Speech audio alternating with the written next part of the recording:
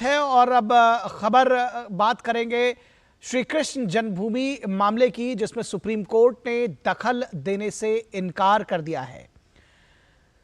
Supreme court ने शाही ईदगाह मस्जिद परिसर के सर्वे के लिए कोर्ट कमिश्नर की नियुक्ति के इलाहाबाद हाईकोर्ट के फैसले पर कोई दखल देने से इनकार कर दिया है। अपने ऐतिहासिक फैसले में इलाहाबाद हाईकोर्ट ने विवादित परिसर का सर्वेक्षण एडवोकेट कमिश्नर से कराए जाने का आदेश दिया है और सुप्रीम कोर्ट ने इस फैसले में दखल देने से इनकार कर दिया। अब ज्ञानवापी विवाद की तरह मथुरा के श्री कृष्ण जन्मभूमि और शाही ईदगाह मस्जिद के विवादित परिसर का सर्वे तय होगा, यानी इसका सर्वे किया जाएगा अदालत के आदेश के बाद। पिछले कई वर्षों से श्री कृष्ण जन्मस्थान और ईदगाह मस्जिद की विवादित जमीन को लेकर अदालतों में सुनवाई चल रही है। योगेश्वर श्री कृष्ण की जन्मभूमि का मसला करोड़ों लोगों की आस्था से जुड़ा मसला है और ये अब अदालतों में है। हिंदू मान्यता के मुताबिक यही कारागार में भगवान श्री कृष्ण का जन्म हुआ था, जिसके बाद में मंदिर का रूप उसे दिया गया था। पिछले हजारों वर्षों से यहां पर पूजा होती आई है, ऐसी मान्यता है। जन्मभूमि का इतिहास हजारों साल पुराना है। वहीं ईदगाह ट्रस्ट का दावा है कि 13.37 एकड़ के परिसर में जमीन को लेकर समझौता हुआ था।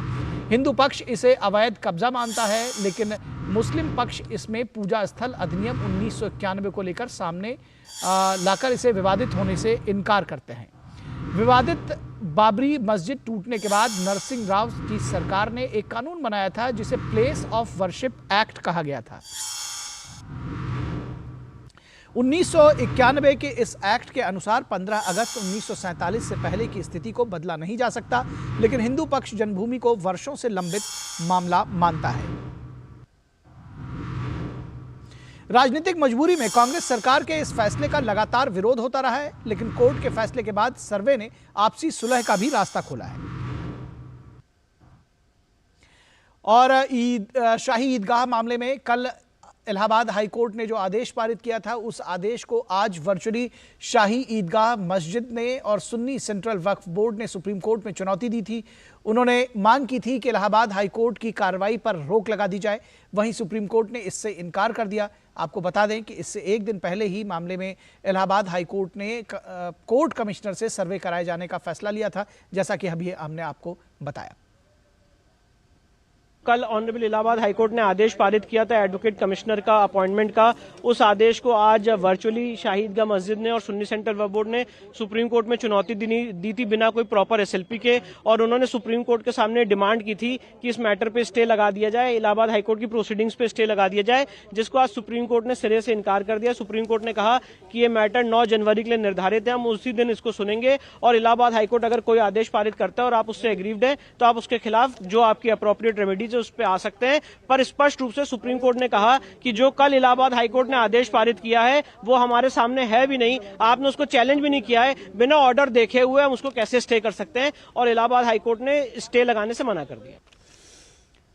तो आपने देखा कि किस तरह से ये पूरा मामला जिसको कहते हैं कि विवादों में आया और उसके बाद जो शाही ईदगाह पक्ष था वो हाईकोर्ट आया। हाईकोर्ट ने इस पर जो शाही ईदगाह मस्जिद थी उसका सर्वे कराने की बात कही। इस सर्वे के विरोध में जो जब मुस्लिम पक्ष जो सुन्नी सेंट्रल वक्फ बोर्ड है और शाही ईदगाह का पक्ष है, जब वो सुप्रीम कोर्ट आया तो सुप्रीम कोर्ट ने इसमें दखल देने से इनकार कर दिया। यानी कि अब 18 दिसंबर को इलाहाबाद हाईकोर्ट तय करेगा कि जो सर्वे है उसकी प्रक्रिया कैसी होगी, कौन उसमें लोग शामिल होंगे और आखिर कैसे ये चलेगा। फिलहाल इस पूरे मामले पर बातचीत करने के लिए हमारे साथ 4 खास मेहमान जुड़े हुए हैं, 3 खास मेहमान जुड़े हुए हैं। प्रवेश चौधरी जो कि विश्व हिंदू परिषद के प्रवक्ता हैं। प्रवेश चौधरी जी, बहुत स्वागत है। मौलाना नदीमुद्दीन जो ऑल इंडिया उलेमा काउंसिल हैदराबाद से हैं, बहुत स्वागत है आपका। और प्रोफेसर माफ़ कीजिएगा, मौलाना नदीमुद्दीन जी थोड़ी देर में हमारे साथ जुड़ेंगे। प्रोफेसर फिरोज़ बख्त अहमद जो कि फॉर्मर चांसलर हैं मौलाना आज़ाद नेशनल यूनिवर्सिटी के, वो भी हमारे साथ जुड़े हुए हैं। प्रोफेसर फिरोज़ बख्त, बहुत स्वागत है आपका। हमारे साथ हमारे संवाददाता निशांत माफ़ कीजिएगा विकास सारथी जुड़े हुए हैं। विकास, सबसे पहले आपके पास आएंगे और अदालत में जो कुछ आज कार्रवाई हुई है, मैं चाहूँगा कि उसको थोड़ा सरल शब्दों में हमारे दर्शकों के लिए और हमारे जो दोनों मेहमान जुड़े हुए हैं उनके लिए आप हमें बताएं। बिल्कुल निखिल, अभी जो आप सुन रहे थे विष्णु शंकर जैन जो आप बता रहे थे पूरी प्रक्रिया क्या हुई आज कोर्ट में, क्योंकि ये मामला आज पहली बार यहाँ पर नहीं आया है। इससे पहले भी ये मामला सुप्रीम कोर्ट में आया था। उस वक्त कोर्ट ने मस्जिद ईदगाह समिति जो लेकर के आई थी ये याचिका, उस पर ये कहा था कि आप अपनी जो भी दलीलें हैं, दोनों पक्ष वो लिखित दलीलें सुप्रीम कोर्ट को दें, आगे इस पर हम सुनवाई जारी रखेंगे। लेकिन इस बीच में जो कल इलाहाबाद हाईकोर्ट का आदेश आया, उसके बाद एक बार फिर ईदगाह की समिति की तरफ से इस मामले को उठाया गया कोर्ट के सामने। तो कोर्ट ने एक बहुत ही टेक्निकल इशू पर अपनी क्वेरी रखी कि क्या अलग से चैलेंज किया गया है हाईकोर्ट के आदेश को, इलाहाबाद हाईकोर्ट के आदेश को। कोई अलग से याचिका दाखिल नहीं की गई थी, स्पेशल लीव पिटीशन नहीं थी। तो कोर्ट ने यह कहा कि हमारा जो पिछला आदेश है हमने उसमें सुनवाई के लिए 9 तारीख जनवरी तय की है, उस वक्त हम सुनवाई करेंगे। और इस बीच में जब कोई अपील नहीं है तो सुनवाई कैसे की जा सकती है। तो जाहिर है कि कुछ जल्दबाजी भी यहाँ पर दिखी ईदगाह समिति की तरफ से कि बेहतर होता कि अगर वो एक प्रॉपर एसएलपी दाखिल करके आदेश की कॉपी लगा करके उसको चुनौती देते तो शायद सुप्रीम कोर्ट इसको सुनता। लेकिन क्योंकि सुप्रीम कोर्ट के सामने कोई अपील आज थी नहीं जिस पर वो सुनवाई करें, इसीलिए कोर्ट ने किसी तरह का दखल देने से इनकार कर दिया है। तो कल का जो आदेश था वो जारी रहेगा। सिंगल बेंच इलाहाबाद हाईकोर्ट ने जो सर्वे का ऑर्डर किया है वो अभी एग्जिस्ट करता है, उस पर किसी भी तरह का स्टे सुप्रीम कोर्ट से नहीं मिला है। जी, आप हमारे साथ बने रहिए विकास, हम आपसे और अपडेट्स और इस पर और इंसाइट, क्योंकि आप अदालत कवर करते हैं, और लेते रहेंगे। प्रोफेसर फिरोज बख्त, आप इस पूरे मामले को देख रहे हैं, आपको लगता है कि इसमें जो विवाद है उसको कहीं बाहर भी सेटल किया जा सकता था, अब यहाँ तक पहुँचे हैं और जिसको कह रहे हैं कि एक बार फिर उसी राह पर हैं कि वर्षों तक ये मामला आपस में चलता रहे, अदालतों के चक्कर काटते रहे? हाँ देखिए निखिल भाई, एक तो मैं थोड़ी सी करेक्शन कर दूं, मैं प्रोफेसर नहीं हूं, लेकिन आपने मान सम्मान दिया उसके लिए बहुत बहुत शुक्रिया। देखिए ये जो विवाद है ना, इस थोड़ा सा मुझे एक क्वालिटी टाइम दीजिए। इस विवाद की जो जड़ें हैं वो राम मंदिर के वक्त से जुड़ी हुई हैं। जब राम मंदिर का मामला हो रहा था तो एक ऐसी फिजा बन गई थी कि सुप्रीम कोर्ट ने भी ये बात कही थी कि भाई आप आपस में बैठ के इसको एमिकेबली इसको सॉर्ट आउट कर लें आपसी भाईचारे से, ताकि ये हिंदू मुस्लिम मसला ना बने।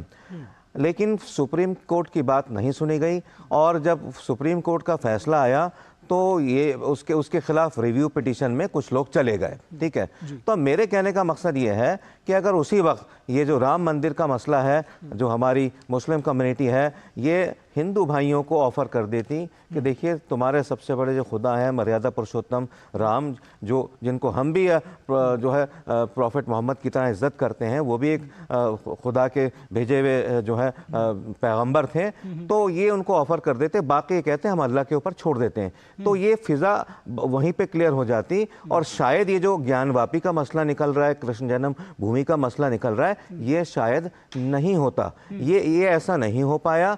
और मुझे इस बात का डर था कि जब ठीक है राम जन्मभूमि का मामला तो सॉर्ट आउट हो गया, अच्छे से हो गया, लेकिन उसको जिस तरीके से बिगाड़ा गया उसके लिए मैं समझता हूँ ये तभी ये जो है ये मामले खुल रहे हैं, पहली बात। दूसरी बात ये है कि मेरा ख्याल ये है कि विश्व हिंदू परिषद और उससे पहले आरएसएस का ये वक्तव्य पहले से था जनता के अंदर कि हमें 3 जगहें चाहिए, राम मंदिर वो ले लिया उन्होंने, कृष्ण जन्मभूमि और ये ज्ञानवापी क्वेश्चन में, ये मेरे ख्याल से मामले नहीं उठते। और मैं छोटा सा मैं 1-2 सेकंड की टिप्पणी और करूंगा। ज्ञानवापी में ठीक ठाक चल रहा था, वहाँ पे हमारी जो हिंदू खवातीन बहनें थीं वो श्रृंगार गौरी की पूजा हफ्ते में एक बार करती थीं। जो मस्जिद कमेटी वालों ने पता नहीं क्या उनके दिमाग में कीड़ा चल पड़ा, उन्होंने कहा ये यहाँ पर नहीं आए और इनको रोका जाए। देखिए हमारी जो तहजीब है साझा विरासत की तहजीब है, मिली जुली तहजीब है, हिंदू मुस्लिम सिख ईसाई सब लोग आपस में मिलकर रहते चले आए हैं, तो इस जगह हमें एक दूसरे के दिल में रखनी चाहिए। तो उन्होंने जब मस्जिद कमेटी ज्ञानवापी ने जो है शिकायत की, कोर्ट में चले गए, ये मामले कोर्ट के नहीं होते, दिलों के होते हैं। और फिर मैं अब मुस्लिम कम्युनिटी से कहूँगा और हिंदू कम्युनिटी के लोगों से भी कहूँगा, इसको आपसी भाईचारे से बैठ के निपटा लें। कोर्ट में अगर मामले गए तो मैं क्या कहूँगा कि लाल किला भी जाएगा और कुतुब मीनार भी जाएगी और ताजमहल भी जाएगा, ना जाने कितनी मसाजिद जाएंगी। और आखिर में डॉक्टर मोहन भागवत ने एक बड़ी अच्छी बात कही थी ज्ञानवापी के मामले में कि हमें हर मस्जिद के नीचे मंदिर नहीं देखना चाहिए। और भारत विश्व गुरु बनने वाला है, G20 किया, COP28 का लीडर रहा, प्रधानमंत्री मोदी इस वक्त वर्ल्ड के सबसे कदावर नेता हैं। हमें उस राह पे चलना चाहिए, मजहब के मामलों से हमें निकलना चाहिए, उलझलने से। बिल्कुल, जो मजहब के मामले हैं उनसे निकलना चाहिए और विकास की राह पकड़नी चाहिए। हमारे साथ में VHP के प्रवक्ता प्रवेश चौधरी जी जुड़े हुए हैं। प्रवेश चौधरी जी, आपको लगता है कि अब ये जो अदालत की राह पर पहुंच गए हैं, अब ये अदालती फैसला होना चाहिए और कहीं ना कहीं आपको लगता है कि श्री कृष्ण जन्मभूमि पर एक हक है हिंदू समाज का और वो उनको मिलना चाहिए? किस तरह से देखते हैं इस पूरे मैटर को? नहीं, हिंदू समाज का अधिकार तो इस पूरे भारत पर, भारत यानी हिंदू, भारत और हिंदू भिन्न नहीं हो सकते, एक चीज जी। और हिंदू समाज ने तो वर्षों से ये कहते आ रहे हैं कि अयोध्या में प्रभु राम का जन्म हुआ है, मथुरा में श्री कृष्ण का जन्म हुआ है और काशी हमारे शिव की नगरी है। और उन पर जबरन तरीके, उन मंदिरों को तोड़ करके उन पर ढांचा खड़ा किया गया, एक मस्जिदें खड़ी करी गई जो कि इस्लाम के हिसाब से भी वो वैध नहीं मानी जा सकती, उनको सही नहीं माना जा सकता कि किसी भी धर्म के पूजा स्थलों को तोड़कर वहां पर कुछ खड़ा किया जाए और उसमें पूजा अर्चना करी जाए, वो भी इस्लाम के खिलाफ है। और यदि मैं ये बात कह रहा हूं तो इसके प्रमाण के रूप में मैं एक महिषीर आलमगिरी है, उस आलमगिरी के अंदर औरंगजेब के समय में सकी मुस्तिक खान लिखते हैं, तो सकी मुस्तिक खान लिखते हैं तो उसमें लिखते हैं इस बात को कि किस प्रकार से वहां पर मंदिर को तोड़ करके और उस पर मस्जिद का ढांचा खड़ा किया गया। ये मथुरा का है। ऐसे ही काशी को लेकर के भी बात करी गई है और ऐसे ही अयोध्या को लेकर के भी उन्हीं के इतिहासकारों ने, यानी मुगलों के इतिहासकारों ने इस बातों को लिखा है। मोहम्मद गजनी के इतिहासकार जो थे अल उतबी, वो खुद भी ये लिखते हैं कि भाई, वो कहते हैं कि गजनी ने मूर्तियों को तोड़ा और इस्लाम की स्थापना की, उसने शहरों पर कब्जा किया, नापाक कमीनों, यानी कमीनों मतलब हम हिंदू समाज के लोग, हम नापाक कमीनों को मार डाला, मूर्ति पूजकों को तबाह किया और मुसलमानों को गौरवान्वित किया। ये कौन लिख रहा है? अल उतबी लिख रहा है। तो इस तरह की तमाम सारी चीजें इस्लामिक कट्टरवादी जो धड़े थे उन्होंने इस देश के अंदर किया है। इसलिए अगर ये 3 स्थान जो हमने मांगे थे, 64 में विश्व हिंदू परिषद बनी और उसके बाद कितनी बारी ये बातें कही गई, लेकिन ये सही बात है, हमारे प्रोफेसर साहब कह रहे हैं कि मुस्लिम समाज के कट्टरवादी धड़े ने इस बात को नहीं माना और बार बार कोर्टों के में गए। आप देखिए कि राम मंदिर को लेकर के लगभग 3.5 लाख से ज्यादा बलिदान इस देश में हुए हैं और जिसके अंदर आजादी के बाद भी कई हजार की तादाद में बलिदान हुए हैं। क्या आवश्यकता थी देने की? मान लो पहले मुगल थे, मुगलों के बाद अंग्रेज आए, लेकिन जब भारत के लोगों का शासन हो गया तब भी हिंदू समाज को प्रभु राम के लिए संघर्ष करना पड़ा, प्रभु राम जन्मभूमि के लिए संघर्ष करना पड़ा। और आज मथुरा के अंदर साफ साफ दिख रहा है के मोहम्मदी जो इतिहासकार है, आर्कियोलॉजिस्ट है, उन्होंने खुद भी कहा, खुद इस्लाम मुस्लिम समाज के हैं के मोहम्मदी, वो खुद कहते हैं कि जो मथुरा में जो ईदगाह बनाया गया है वो मस्जिद को तोड़ के बनाया गया है। और वो कह रहे सरासर दिख रहा है ये चीजें, ठीक है, लेकिन उसके बावजूद भी मुस्लिम धड़ा अगर कोर्ट में जा रहा है और उसको डिले करा रहा है, अरे उनको तो सहर्षा स्वीकार करना चाहिए कि हाँ, हमारे पूर्वजों ने गलती करी है। अगर हम उनको पूर्वज मान रहे हैं, उन्होंने गलती करी है, लेकिन हमारा और आपका खून तो एक है, हम सब हैं तो हिंदू, भले ही हमारी पूजा पद्धति बदल गई है। लीजिए आप मथुरा लीजिए, काशी लीजिए, और भी कहीं कोई स्थान है तो वो भी आप लीजिए। कारण क्या है?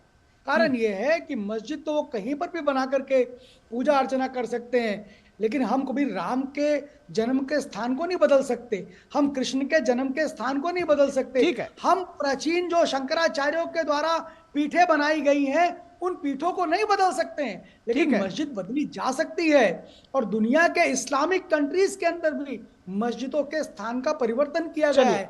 चलिए प्रवेश चौधरी बनाई गई, ठीक है प्रवेश चौधरी जी, आपका पॉइंट आ गया। मौलाना नदीमुद्दीन जो ऑल इंडिया उलेमा काउंसिल हैदराबाद से जुड़े हुए हमारे साथ, स्वागत है। मौलाना नदीमुद्दीन जी, आपको लगता है कि ये विवाद जो है अब जो सर्वे पर सुप्रीम कोर्ट ने अभी आपने देखा कि स्टे करने से इनकार कर दिया, तो एक कहीं ना कहीं सत्य उजागर करने के पक्ष की तरफ एक तरफ बढ़ गया है। जिस तरह से शुरुआत इस चर्चा की हुई, फिरोज बख्त साहब ने कहा कि ये अगर एमिकेबली आपस में सेटल कर लेते तो शायद बेहतर होता। देखिए, ये विवाद है नहीं, ये विवाद बढ़ाया जा रहा है। 1968 में हिंदू और मुसलमानों के बीच में समझौता हो चुका था। ये मासिर आलमगीरी बोल रहे हैं, मुझे तो मालूम ही नहीं कि मासिर आलमगीरी कब पढ़े हैं। अगर पढ़े हैं तो आपके मैं चैलेंज करता हूं कि पेज बताएं और पढ़ करके बताएं।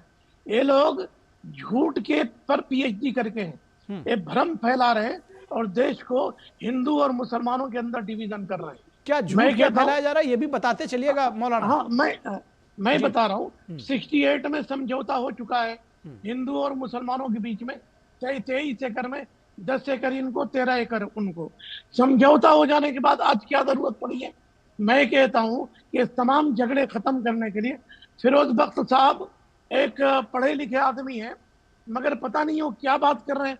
कुतुब मीनार निकल जाएगा, ये फला निकल जाएगा। अरे भैया, संविधान से चल रहा है ये देश, किसी के बपौती नहीं है कि ये कानून है, ये कानून से चलेगा देश।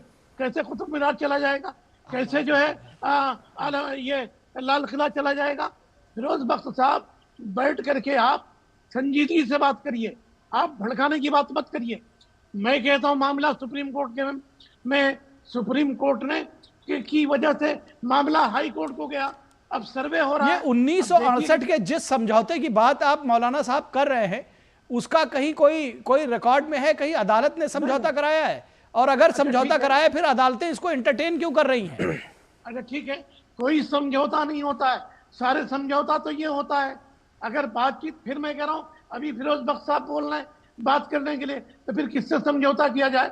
1991 का वर्शिप एक्ट है, खबर दे रहा है पहले 91 का।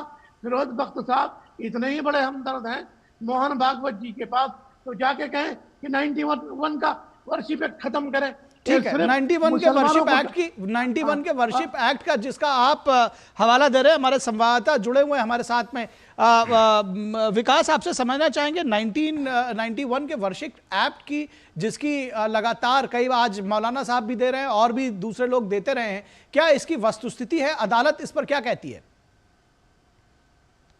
जी निखिल, अदालत ने सुनवाई के दौरान, इससे पहले जब काशी का मामला चल रहा था तब भी और इस मामले में भी ये महत्वपूर्ण टिप्पणी थी कि हाँ, अगर इस 91 के एक्ट के हिसाब से भी अगर हम माने चीजों को, तो सबसे पहले ये साबित करना होगा कि 47 में भी कोई विवाद नहीं था। अगर कोई भी पक्ष ये डॉक्यूमेंट्स लाता है या कोई ऐसा सरकारी दस्तावेज, रिकॉर्ड या किसी हिस्टोरियन का अकाउंट लाता है जिससे ये बात साबित हो या इस बात का हिंट मिले कि इसको लेकर विवाद 47 के समय भी था, तब इस एक्ट के लागू होने को लेकर के संशय की स्थिति पैदा हो जाती है। क्योंकि एक्ट की जो भाषा है वो साफ कहती है कि 47 के वक्त जो स्थिति थी वही बनी रहेगी, वो स्टेटस को बना रहेगा। ऐसे में अगर 47 के समय किसी भी धार्मिक स्थल को लेकर के कोई मुकदमेबाजी चल रही थी या किसी तरह का कोई विवाद चल रहा था कब्जे को लेकर के, तो जाहिर है कि उस एक्ट के दायरे में इसको हम नहीं बांध सकते। निखिल, दूसरी बात यह है कि कई हिंदू पक्षकार खासतौर से इस एक्ट की वैधानिकता को चुनौती दे रहे हैं, उन्होंने याचिकाएं दाखिल की हुई हैं। सुप्रीम कोर्ट उस पर जब सुनवाई का मौका आएगा तो जाहिर है सुप्रीम कोर्ट सुनवाई करेगा, जिसमें वो ये कहते हैं कि ये एक्ट उनके वर्शिप के राइट को वायलेट करता है, तो वो एक अलग मसला है। लेकिन इस बात को सुप्रीम कोर्ट ने भी टिप्पणी के तौर पर, ऑब्जर्वेशन के तौर पर कई मौकों पर कहा है कि 47 का 91 का एक्ट जरूर है, लेकिन 47 के समय किसी तरह का कोई विवाद नहीं था। एक पक्ष का पूरी तरह कब्जा था, दस्तावेजों में भी और विजिबली भी दिखता था कि कब्जा उसका था। जब ये स्थिति होगी तभी आप उस एक्ट की दलीलें रख सकते हैं कि आपको उस एक्ट का प्रोटेक्शन मिल रहा है। तो वो एक आर्ग्यूमेंट का जो विषय है वो ओपन है। अभी आगे आने वाले समय में पार्टीज अपनी अपनी बात रखेंगी कि क्या विवाद था 47 के समय उस एक्ट के मुताबिक। हालांकि एक्ट की वैधानिकता को तो हिंदू पक्ष वैसे भी चुनौती देता रहा है कि वो कहते हैं ये एक्ट ही कायदे से उनका जो राइट है पूजा करने का, उसको वायलेट करता है। ठीक है, ठीक है मौलाना, आपने सुना कि दो बातें कही हैं। एक तो जो हिंदू पक्ष है वो इस एक्ट की वैधानिकता को चेतावनी देता है, दूसरा सुप्रीम कोर्ट ने कहा कि ये अगर 47 से पहले कोई विवाद था तो उसको आगे हम सुनने के लिए स्वतंत्र हैं। किसी की भी रिलीजियस राइट्स को वायलेट नहीं किया जा सकता। ठीक, 91 का जब वर्शिप एक्ट पार्लियामेंट में जब कानून पास हुआ था तो मथुरा तो था, ज्ञानवापी भी था, फिर क्यों कानून पास किया गया? क्या पार्लियामेंट के इतने बड़े मेंबर या पार्लियामेंट में जो देश का कानून बनाता है, क्या वो पार्लियामेंट के मेंबरों को ज्ञान नहीं था? ये जो आपके वो बता रहे हैं, एंकर बता रहे हैं, क्या वो ज्ञान नहीं था? मैं कहता हूं कि ये भाजपा के तथाकथित लोग ये बैठे हैं, इनका एक एजेंडा है कि भाजपा नहीं तो इसमें फिर चलिए ठीक है, आपको ये बात आकर समअप कर देना कि कुछ लोग इसको एजेंडा बनाए हुए हैं, बीजेपी इसको लेकर एजेंडा बनाए हुए हैं, ये कहने के बजाय जो अदालत कह रही कि सर्वे करा लें, तो दिक्कत क्या है? मैं कहता हूं कि 91 के वर्शिप एक्ट के तहत सर्वे कराने की जरूरत क्या है? मैं कल आपके स्टूडियो का सर्वे कराऊंगा कि 300 साल पहले मस्जिद थी, मैं हर जगह सर्वे कराऊंगा। तो देश में ये चरमपंथी आग लगाना ठीक है नहीं ये देखिए ये तर्क देना, अभी देखिए अभी कानून सम्मत तरीके से बात हो रही है, मौलाना नदीमुद्दीन, अभी कानून सम्मत तरीके से बात हो रही है, इसलिए इस पर यह कहना कि कोई आग लगा रहा है वो आग बुझा रहे हैं, इसके बजाय सीधे सीधे कानून सम्मत तर्क तरीके से बात करेंगे। प्रवेश चौधरी के साथ में इस चर्चा में प्रवेश चौधरी को जोड़ेंगे। प्रवेश चौधरी जी, ये कहा जा रहा है कि ये जो ये सर्वे को जिसको आज सही ठहराया है किसी न किसी मायने में सुप्रीम कोर्ट ने, मौलाना कह रहे हैं कि ये सर्वे कराने की जरूरत ही क्या है, और 91 का जो वर्शिप एक्ट है उसके मुताबिक इस पर ये सर्वे नहीं होना चाहिए। नहीं, हम उसको नहीं मानते, ठीक है, और उसको देश में हिंदू समाज नहीं मानता। पहले से वहां पूजा अर्चना होती आ रही है, तो हमें दे दीजिए ना। ऐसे तो बहुत सारे स्थान है, अयोध्या में तो पूजा अर्चना हो रही थी, आपने क्यों विवाद खड़ा किया? नहीं करना चाहिए था। हम आएंगे तो हम ऐसे किसी उसको नहीं मानते, और हम सरकार से अपील करते हैं इसको हटाना भी चाहिए। हिंदू समाज इसको नहीं मानते। तब मैं घूमूंगा। दूसरी चीज, मौलवी साहब ने कहा कि जो मासिर अलमगिरी है वो किस पेज पर है, तो जादूनाथ सरकार ने उसका ट्रांसलेशन किया है, तो 51 से लेकर 59 पेज तक पढ़ लीजिए आप, मथुरा के बारे में उसके अंदर है, और उसमें आपको बहुत सारी सच्चाई समझ में आ जाएगी जी। इसलिए आप पढ़िए, मैं प्रोफेसर हूं इसलिए कह रहा हूं आपको। और यही नहीं है मौलवी साहब, मौलवी साहब आपके बीच में कोई बोला नहीं था। मौलवी साहब इनको बोलने दीजिए, हम आपके पास आएंगे मौलवी साहब बोलने दीजिए। इतिहास के पन्नों को पढ़ के बता देता हूं, ऐसे बहुत सारे इतिहासकार जो मुस्लिम इतिहासकार थे, उन्होंने काशी के बारे में लिखा कि हमने इतने दिन में मस्जिद को वो मंदिर को तोड़ दिया है, और तोड़ करके मस्जिद भी तालीम कर दी है। ये सारे शब्दों को लिखा गया है, और ये कोई हिंदू इतिहासकार नहीं लिख रहा, इसको उसी समय के उन्हीं के जो लिखने वाले इतिहासकार थे, उन्होंने इसको एज ए गर्व के रूप में, ऐसे गौरव के रूप में। आपका पॉइंट आ गया प्रवेश चौधरी जी, इस पर जवाब ले लेते हैं मौलाना नदीमुद्दीन। अगर कोई चीज या कोई मंदिर जिसको तोड़कर मस्जिद बनाया गया था पहले समय में, अगर उसको ठीक किया जा रहा है तो इसमें बड़ा दिल दिखाते हुए दे दीजिए, क्या दिक्कत क्या है? वो उनका जन्म स्थान है। बिल्कुल बड़ा दिल दिखाने की जरूरत है, बहुत सही बोलना है। मैं कहता हूं कि पहली बात तो मुसलमानों का, इस्लाम का कानून है कि किसी मंदिर तोड़ करके जो मस्जिद बनाई जाएगी उस पर हम नमाज नहीं पढ़ेंगे। ओके, राइट, मैंने कहा ठीक है। आपकी आवाज चली गई है, एक बार फिर से देखिए आपका इंस्ट्रूमेंट। मौलाना नदीमुद्दीन, देखिए कहीं आपका इंस्ट्रूमेंट में कोई दिक्कत है क्या? आपकी आवाज चली गई है, आवाज नहीं मिल रही है। चलिए, मौलाना नदीमुद्दीन जुड़े, उसके पहले फिरोज बख्श जी आपसे समझना चाहेंगे ये जो पूरा मामला है, इसमें आपके पास आते हैं मौलाना साहब, आपके पास आते हैं। इससे पहले फिरोज बख्श साहब, आप ये बताइए कि किस तरह से ये जो पूरा मामला है, अब तो ये अदालत में आ ही चुका है, अब इसमें सर्वे कराने में दिक्कत क्या है, जो दूध का दूध और पानी का पानी हो जाएगा? देखिए निखिल भाई, मैं आपके सवाल का जवाब दूंगा, उस पर ही आ रहा हूं जवाब पर। उससे पहले कहना चाहूँगा कि मैंने प्रवेश चौधरी साहब की भी बात सुनी और हज़रत मौलाना नदीमुद्दीन साहब की बात सुनी। मेरा काम है पुल बनाना दोनों के बीच में, और मैं पिछले 30-35 साल से मुसलमानों में, भाजपा में, संघ में पुल बनाने की कोशिश कर रहा हूँ कितना कामयाब हूँ या हूँगा वो एक अलग चीज़ है। यहाँ भी मैं पुल बनाने की कोशिश करूँगा। नदीम भाई में बहुत पढ़े लिखे इंसान हैं, एक बैलेंस्ड आदमी है और बहुत सोच समझ के अच्छी बात बोलते हैं। और पिछली बार जो अभी बोल रहे थे, उन्होंने मेरा नाम 5 बार लिया। देखिए, हमारी आपसी वो नहीं है, चकल्लिश कोई नहीं है। मैं इस मामले के ताल्लुक से कहना चाहूँगा कि अब चूंकि ये मामला कोर्ट में आ गया है, कोर्ट ने कह दिया सर्वे करने को, तो अब मैं कहूँ या निखिल साहब कहें या चौधरी साहब कहें, आप कहें, इसका सर्वे अब होगा और जो भी उसका नतीजा है। लेकिन अभी भी मेरी राय ये है कि हम दोनों दोनों तबकों से ये रिक्वेस्ट करेंगे कि आप बैठ करके, बाहर बैठ करके इसको निपटा लीजिए, इसको प्यार मोहब्बत से, क्योंकि हमेशा से हमने ये देखा है कि हम हिंदू मुस्लिम हमेशा से बहुत प्यार मोहब्बत से रहते चले आए।